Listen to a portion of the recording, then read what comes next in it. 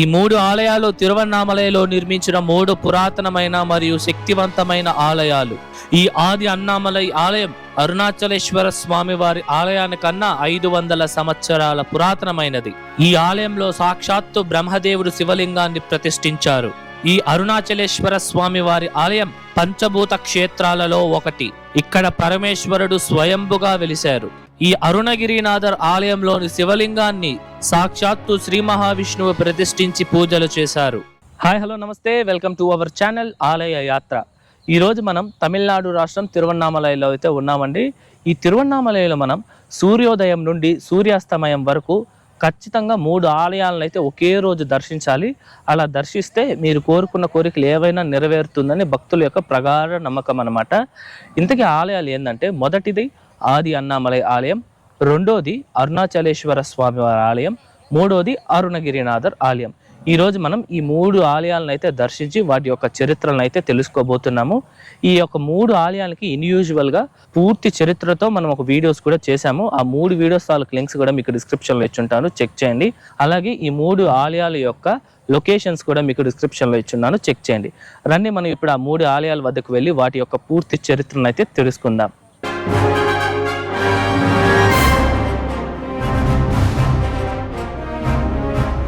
మనకి ఈ ఆలయంలో మొత్తంగా 2 పురాణాలు అయితే ఉన్నాయండి. మొదటి పురాణం నేను మన ఫుల్ వీడియోలో అయితే చెప్పున్నాను. ఈ వీడియోలో మనం 2వ పురాణాన్ని అయితే తెలుసుకుందాం అన్నమాట. పూర్వం బ్రహ్మదేవుడు తిలోత్తమ అనే స్త్రీ అందానికి మోహితుడై ఆ మోహంలో ఒక పావురం రూపంలో ఆమెను వెంటాడుతూ ఉంటారనమాట. అప్పుడు ఆ తిలోత్తమ పరమేశ్వరుని రక్షించమని కోరుతుంది. అప్పుడు పరమేశ్వరుడు ఒక వేటగాని రూపంలో వచ్చి ఆమెను రక్షించి బ్రహ్మదేవుడిని ఆ మోహం అనే మాయ నుండి విడగొడతారు.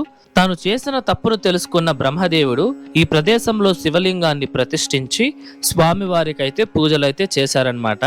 అలాగే అరుణాచల పురాణంలో బ్రహ్మదేవుడు తన కుమారుడైన శనకతో తాను చేసిన అనంతమైన కర్మలను తొలగించుకోవడం కోసం అరుణాచలంలో లింగాన్ని ప్రతిష్ఠించి పూజలు చేశాను అని చెప్పినట్టు ఆ పురాణంలో పేర్కొనబడి ఉంది.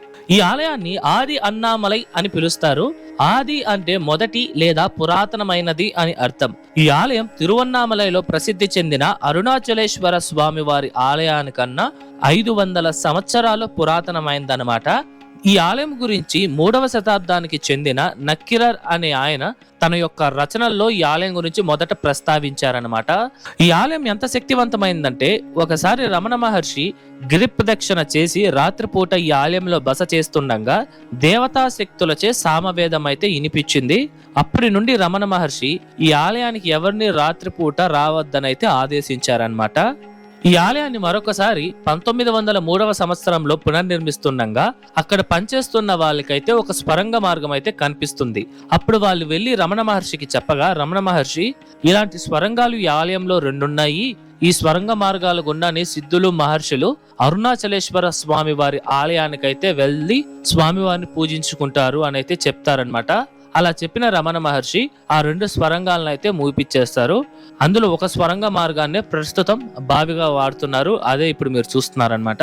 మరొక స్వరంగం ఈ ఆలయంలో ఎక్కడుందనేది అయితే ఎవరికి తెలియదు. మీరు తిరువన్నామలైకి వచ్చినప్పుడు మొదట ఈ ఆది అన్నామలై ఆలయాన్ని అయితే దర్శించుకోండి.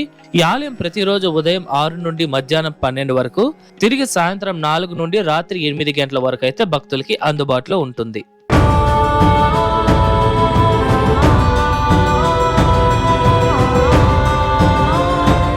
మనం దర్శించవలసిన 2వ ఆలయం స్వామివారి వక్షస్థల భాగమైన అరుణాచలేశ్వర స్వామివారి ఆలయం అన్నమాట.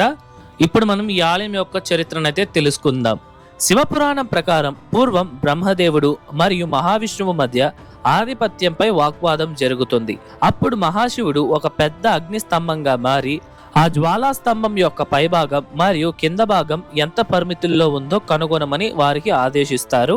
అప్పుడు బ్రహ్మదేవుడు హంస రూపాన్ని ధరించి ఆ జ్వాలా స్తంభం పైభాగానికి వెళ్ళగా మహావిష్ణువు వరాహ రూపాన్ని ధరించి ఆ అగ్నిస్తంభం కింద భాగానికి త్రవ్వుకుంటూ వెళ్తారు.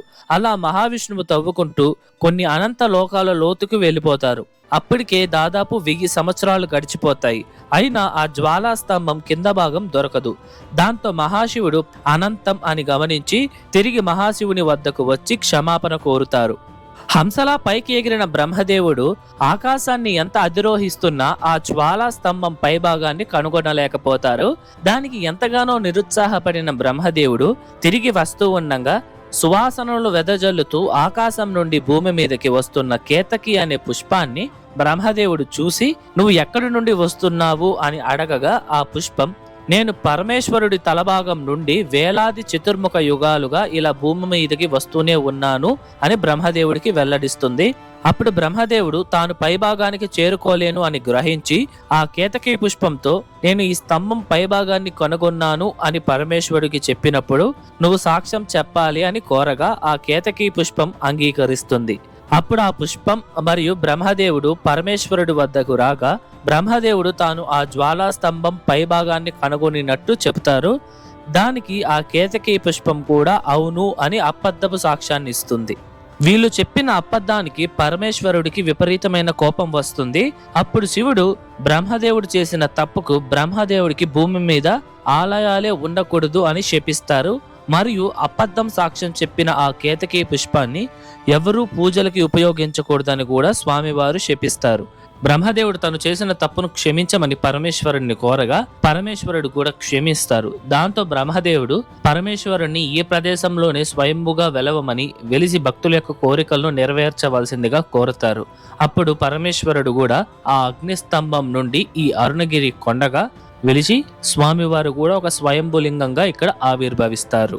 ఈ ఆలయంలో స్వామివారిని అరుణాచలేశ్వరర్గా మరియు అన్నామలయార్గా పూజిస్తారు. ఈ ఆలయం పంచభూత క్షేత్రాలలో ఒకటి మరియు పంచభూత లింగాలలో మూడవ లింగమైన అగ్నిలింగంగా స్వామివారు మనకి దర్శనమిస్తారు. మనం స్వామివారిని దర్శించుకొని బయటికి రాగానే మనకి అమ్మవారి యొక్క మందిరం అయితే కనిపిస్తుంది. ఈ మందిరం చాలా పెద్దదిగా చాలా అద్భుతంగా అయితే ఉంటుందన్నమాట. ఇక్కడ అమ్మవారిని ఉన్నామలై అమ్మన్ అని అయితే పిలుస్తారు. ఈ ఆలయంలోని అరుణాచలేశ్వర స్వామి వారిని మరియు ఉన్నామలై అమ్మవారిని కీర్తిస్తూ 63 మంది నాయనార్లలో ఇద్దరైన అప్పర్ మరియు తిరుజ్ఞాన సంబంధర్ వారి యొక్క తెవ్వారాల్లో అయితే ప్రస్తావిస్తారు. ఇందుచేతనే ఈ యొక్క ఆలయం పరమేశ్వరుని గొప్పగా పూజించబడే 276 పాదల్పెట్ర స్థలాలలో ఒకటిగా నిలిచిందనమాట. ఇదివరకే మన ఛానల్లో దాదాపు 13 పాదల్పెట్ర స్థలాలను అయితే దర్శించాము. ఆ వీడియోస్ ఎవరన్నా చూడకపోయింటే మన ఛానల్ ప్లేలిస్ట్ లో 276 పాదల్పెట్ర టెంపుల్స్ అని ఒక సిరీస్ ఉంది, అందులో చెక్ చేయండి. ఈ ఆలయాన్ని 850 నుండి 1280 సంవత్సర కాలంలో చోళరాజులైతే నిర్మించారు. ఈ ఆలయం మొత్తం 25 ఎకరాల విస్తీర్ణతలో చాలా బ్రహ్మాండంగా ఉంటుందన్నమాట. ఈ ఆలయంలో మొత్తంగా 9 గోపురాలు ఉంటాయి. ఇందులో 4 దిక్కుల 4 గోపురాలు ఉంటాయి. వాటి పేర్లు రాజగోపురం, పే గోపురం, తిరుమంజన గోపురం మరియు అమ్మాని అమ్మన్ గోపురం. ఈ రాజగోపురం తంజావూరులోని బృహదీశ్వర ఆలయంలో ఉన్న విమానం కన్నా పెద్దదిగా ఉండాలని, దానికన్నా 1 అడుగు అనగా 217 అడుగుల ఎత్తు 11 అంతస్తులతో గంభీరంగా ఈ రాజగోపురాన్ని 1509 నుండి 1529లో శ్రీకృష్ణదేవరాయల వారు నిర్మాణాన్ని మొదలుపెట్టగా 1532లో నాయకరాజైన శెవ్వప్ప నాయగన్ ఈ మిగిలిన నిర్మాణాన్ని అయితే పూర్తి చేశారు.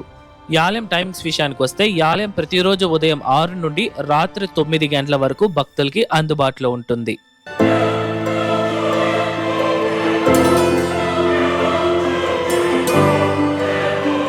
మనం ఆఖరిగా దర్శించవలసిన 3వ ఆలయం స్వామివారి పాదస్థానమైన అరుణగిరినాథర్ ఆలయం. ఈ ఆలయం చరిత్ర విషయానికి వస్తే పరమేశ్వరుడు అగ్నిస్తంభంగా ఆవిర్భవించిన తర్వాత బ్రహ్మదేవుడు హంసరూపాన్ని, మహావిష్ణు వరాహ అవతారాన్ని ఎత్తి వాటి యొక్క మూలాలను కనుగొనడానికైతే వెళ్తారు. అప్పుడు బ్రహ్మదేవుడు కనుగొనకపోయినా కనుగొనినట్టు అబద్ధాన్ని అయితే చెప్తారు. కానీ మహావిష్ణువు మాత్రం కనుగొనలేదు అని అయితే నిజాన్నే చెప్తారు. కాకపోతే బ్రహ్మదేవుడితో ఎందుకు వాగ్వాదించాము అని ఒక చిన్నపాటి బాధ మాత్రం మహావిష్ణువుకైతే ఉండేది. ఆ బాధ నుండి బయటపడడం కోసం మహావిష్ణువు ఈ ప్రదేశానికి వచ్చి శివలింగాన్ని అయితే ప్రతిష్ఠించి స్వామివారికి అయితే పూజలు చేశారనమాట. అదే ఈ ఆలయంలో ఉన్న శివలింగం. ఈ శివలింగాన్ని అరుణగిరినాథర్ అని అయితే పిలుస్తారనమాట. అలాగే అరుణగిరినాథర్ వారు తిరువన్నామలైలోని వల్లాల గోపురం మీద నుండి దూకి ఆత్మహత్య చేసుకోవాలనుకున్నప్పుడు సుబ్రహ్మణ్య స్వామి వారు వచ్చి రక్షిస్తారు. అలా రక్షించిన తర్వాత అరుణగిరినాథర్ పూర్తిగా భక్తి మార్గంలోకి అయితే మారుతారనమాట. అలా భక్తి మార్గంలోకి వచ్చిన అరుణగిరినాథర్ వారు కొంత సమయం ఈ ఆలయం ఉన్న ప్రాంగణంలో ధ్యానాన్ని అయితే చేసుకునేవారనమాట. మనం మొదట చూసిన ఆది అన్నామలై కావచ్చు, అరుణాచలేశ్వర స్వామి వారి ఆలయం కావచ్చు, ఈ అరుణగిరినాథర్ ఆలయం కావచ్చు, ఈ 3 ఆలయాలలో స్వామివారి ముందు నంది ఎలాగైతే ఉంటుందో అమ్మవారి ఎదురుగా కూడా నందీశ్వరుడే మనకి దర్శనమిస్తారు. ఈ అరుణగిరినాథర్ ఆలయం ఎదురుగానే మనకి అయ్యన్ కులన్ అని ఒక తీర్థం ఉంది. రమణ మహర్షి తన 16 ఏళ్ల వయసున్నప్పుడు తిరువన్నామలైకి మొదట వచ్చి అరుణాచలేశ్వర స్వామి వారిని దర్శించిన తర్వాత ఈ తీర్థం దగ్గరకు వచ్చి తన దగ్గర ఉన్న డబ్బును, ఆయన తీసుకొని వచ్చిన స్వీట్ డబ్బాను ఈ తీర్థంలో అయితే విసిరేస్తారు. మరియు ఆయన వస్త్రాలన్నింటినీ తీసి అందులో ఒక గుడ్డని చింపుకొని గోచిలా ధరించి మిగతా వస్త్రాలని కూడా ఈ యొక్క కొలంలోనే విసిరేస్తారు. అలాగే తిరువన్నామలైలో ఉన్న అష్టలింగాలలో మొదటి లింగమైన ఇంద్రలింగానికి ఈ అయ్యన్ కులం నుంచి నీటితోనే అభిషేకాన్ని అయితే చేస్తారు. మరియు అరుణాచలేశ్వర స్వామి వారి ఆలయంలో జరిగే తెప్పోత్సవాలు కూడా ఈ యొక్క అయ్యన్ కులంలోనే జరుగుతుంది. ఈ ఆలయాలేనండి ఒకే రోజు సూర్యోదయం నుండి సూర్యాస్తమయం లోపు దర్శించవలసిన ఆలయాలు. ఈ మూడింటిని ఒకే రోజు ఈజీగానే దర్శించుకోవచ్చండి, పెద్ద టైం అయితే పట్టదనమాట. మీరు వచ్చినప్పుడు ఖచ్చితంగా దర్శించుకోండి, ఒక మంచి అనుభూతిని అయితే మీరు పొందుతారు.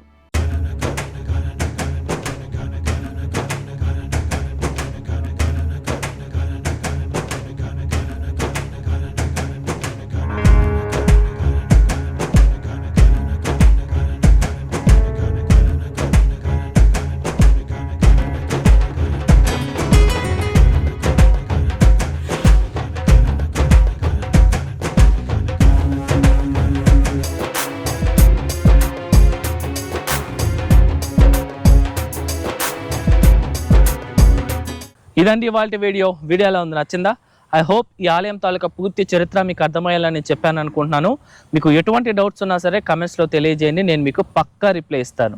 అలాగే ఈ వీడియోకి ముందు మన ఛానల్లో ఆది అన్నామలై ఆలయము, అలాగే అరుణాచలేశ్వర స్వామి వారి ఆలయంతో పాటు అరుణగిరినాథర్ ఆలయం కూడా ఉందండి. అంతేకాకుండా మనం అరుణగిరి కొండ మీదకి వెళ్ళి అక్కడ చూడవలసిన ప్రదేశాలన్నీ ఒక వీడియో చేశాము. ఆ వీడియో తాలూకా లింక్స్ కూడా మీకు డిస్క్రిప్షన్లో ఇచ్చుంటాను, చెక్ చేయండి. ఈ వీడియో ఎలా ఉంది, నచ్చిందా? నచ్చితే లైక్ చేయండి, మీ ఫ్రెండ్స్ అండ్ ఫ్యామిలీస్కి అయితే షేర్ చేయండి, మర్చిపోకుండా అండ్ దయచేసి మన ఛానల్ అయితే సబ్స్క్రైబ్ చేసుకోండి. మరొక అద్భుతమైన ఆలయం వీడియోతో మీ ముందరకు వస్తా. అంతవరకు మీ శివవర ప్రసాద్ సైనింగ్ ఆఫ్.